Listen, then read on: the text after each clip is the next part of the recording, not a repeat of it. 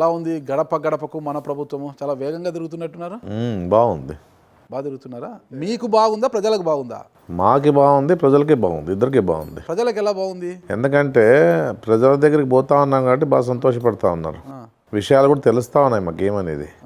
వాళ్ళ దగ్గరికి పోయినప్పుడు ఏం పరిస్థితి అని తెలుసుకోవడం చాలా సంతోషంగా ఉంది మాకు కూడా. వాళ్ళు కూడా మేము ఇంటికి పోతా ఉంటే చాలా సంతోషపడతా ఉన్నారు. ఎమ్మెల్యే అంతటి వ్యక్తి మా ఇంటికి వచ్చాడు, మా గడప దగ్గరికి వచ్చారంటే ప్రజలు ఆనందపడడం అనేది అది సహజం. అది ఎందుకంటే ఎమ్మెల్యే దగ్గరికి వెళ్ళడమే కష్టంగా ఉన్న ఈ రోజుల్లో ఆ ఎమ్మెల్యేనే వాళ్ళ ఇంటి దగ్గరికి వెళ్తున్నారు. అది జగన్మోహన్ రెడ్డి గారి యొక్క గొప్పతనం. అది ఎందుకంటే మిమ్మల్ని అందరినీ కూడా 3 సంవత్సరాలకు ముందే, అంటే ప్రభుత్వం ఇంకా 3 సంవత్సరాలకు ఉంది అని ఉన్నగానే దేశంలో ఏ రాజకీయ పార్టీ ఏ ప్రభుత్వం కూడా చేయని విధంగా ఎమ్మెల్యేలందరినీ కూడా గడప గడప పంపిస్తున్న ఘనత జగన్మోహన్ రెడ్డి గారిది. అది మీరందరూ వెళ్తున్నారు. ఎందుకంటే ఎమ్మెల్యేని కలవాలంటే ఎన్నో వ్యయ ప్రయాసాలు ఉంటాయి, కష్టం. అంటే కొంతమందికి ఉండొచ్చు కానీ మాతో ఏం అదే మీకు కాదు, మిమ్మల్ని కాదు, చాలామంది ఎమ్మెల్యేలకు చెప్తున్నాను.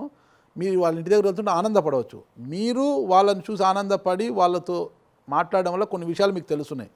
విషయాలు తెలుసుకుని ఏం చేస్తున్నారు అంటే వచ్చినా లేదని అడుగుతా ఉన్నాము. వస్తూ ఉన్నాయని చెప్పేసి అంత కూడా ఆ విషయాలు మాట్లాడడం లే. వాళ్ళు అన్నీ వస్తూ ఉన్నాయి, బాగున్నాయని చెప్పేసి కొంచెం అభివృద్ధి గురించి అడుగుతూ ఉన్నారు. వాళ్ళు ఏదైనా ఉన్నా ఇట్లున్నాయి చెయ్యండి అని చెప్పేసి అడుగుతూ ఉన్నారు. మీరు వెళ్ళి పబ్లిక్ని అడుగుతున్నారు, అమ్మా ఇది మన ప్రభుత్వము, జగన్మోహన్ రెడ్డి గారి ప్రభుత్వము, మీకు ఏ పథకాలు అందుతున్నాయి, అన్నీ అందుతున్నాయమ్మని అంటే వాళ్ళు అన్నీ చెబుతున్నారా? అందుతున్నాయన్నా, అందుతున్నాయంటే మీరు కరపత్రాలు కూడా ఇస్తున్నారు.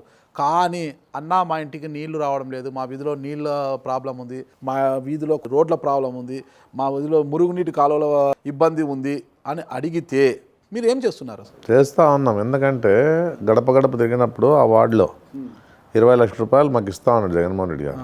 దాంతో ఎక్కడైతే ఇంపార్టెంట్ ఉందో, ఎక్కడైతే అవసరం ఉందో దాన్ని చేస్తూ ఉన్నాం. సచివాలయానికి 20 లక్షలు ఇచ్చారులేండి. వాళ్ళు ఇచ్చినారు కాబట్టి దాంతో చేయగలుగుతా ఉన్నాము. తర్వాత వచ్చినాయి నిధులు వచ్చిన విషయం పనులు చేస్తూ ఉన్నారు, వేగంగా చేస్తూ ఉన్నారు. తర్వాత మున్సిపాలిటీ తరపున కూడా 10-20 లక్షలు పెడతా ఉన్నాం. ఏం ప్రాబ్లం ఏం లేదు, నా వరకు మున్సిపాలిటీ వరకు ఏం ప్రాబ్లం లేదు.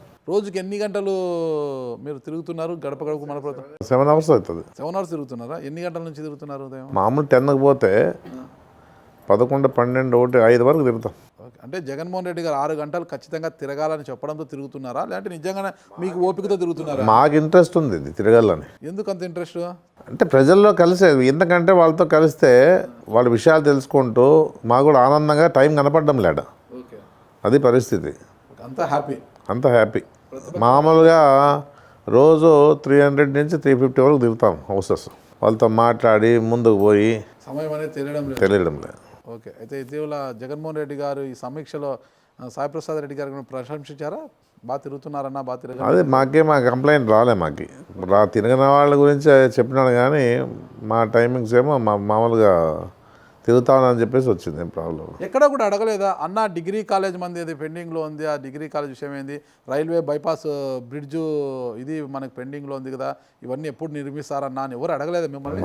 వాళ్ళ విషయమే మాట్లాడినారు కానీ ఎక్కడ కూడా ఏం అడగలే వాళ్ళు. అంటే మన బాధ్యత కదా అవి.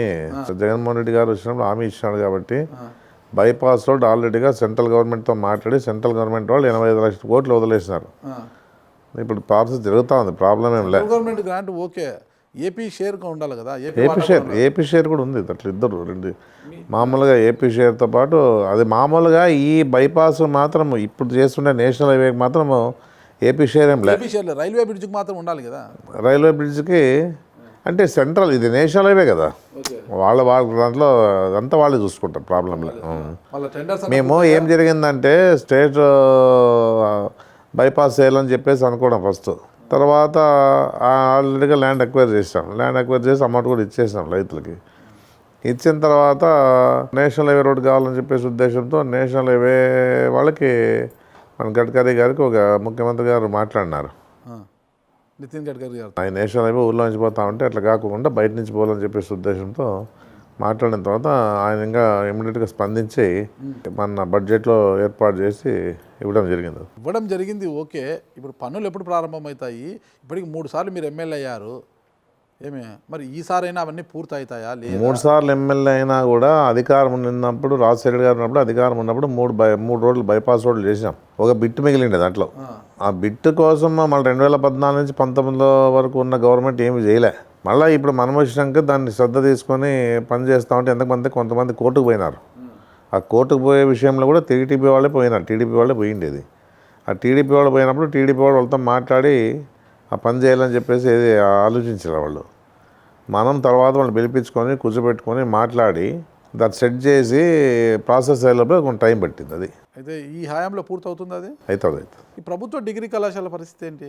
డిగ్రీ కాలేజ్ ఆల్రెడీ ఫైనాన్స్కి వచ్చి గవర్నమెంట్కి వెళ్ళిపోయింది, ఇవ్వడం జరుగుతుంది. 100% అది దాని మీదే దృష్టి పెట్టాం మేమంతా. ఇటీవల పేపర్లలో మీ ఆదోళన అనుకుంటా 411 సర్వే నంబర్ గురించి కథలుగా వస్తున్నాయి. ఏమది ల్యాండ్ ఏం 400 నాకేం తెలియదు. అది మీకు ఐడియా లేదు? 411 ఏమంటుంది?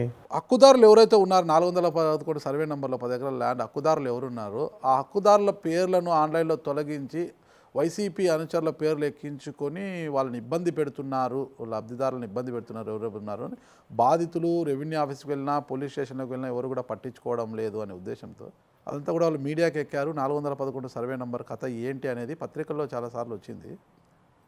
మీరు ఎమ్మెల్యే గారు కదా, మీ దృష్టికి ఏం రాలేదు? నా దృష్టికి ఏం రాలే. వాళ్ళ నా దగ్గరికి వస్తే ఖచ్చితంగా న్యాయపరంగా రికార్డు ప్రకారంగా ఏదన్నా ఉన్నా చేస్తాం. అట్లా అంత అన్యాయంగా చేసే పరిస్థితి ఏమి ఉండదు.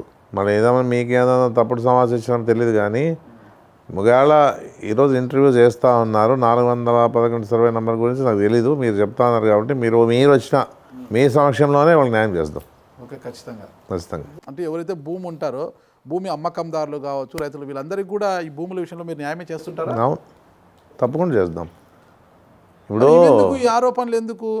ఎవరైనా ఆదోని నియోజకవర్గంలో ఒక భూమిని అమ్మాలి అంటే ఖచ్చితంగా ఎమ్మెల్యే గారిని సంప్రదించాలి. ఎమ్మెల్యే గారిని సంప్రదించిన తర్వాతనే అది ఎవరికి అమ్ముతున్నారు, ఎంతకు అమ్ముతున్నారు, ఏం పరిస్థితి అన్న పూర్తి వివరాలు చెప్పిన తర్వాతనే ఆ భూమిని అమ్మాలి. అలా కాకుండా సబ్ రిజిస్టర్ ఆఫీస్కి వెళితే అక్కడికి వెళ్ళిన తర్వాత భూమి విలువను బట్టి వెంటనే ఎమ్మెల్యేని కలవండి లేదంటే రెడ్డమ్మని కలవండి అని చెప్తారంట.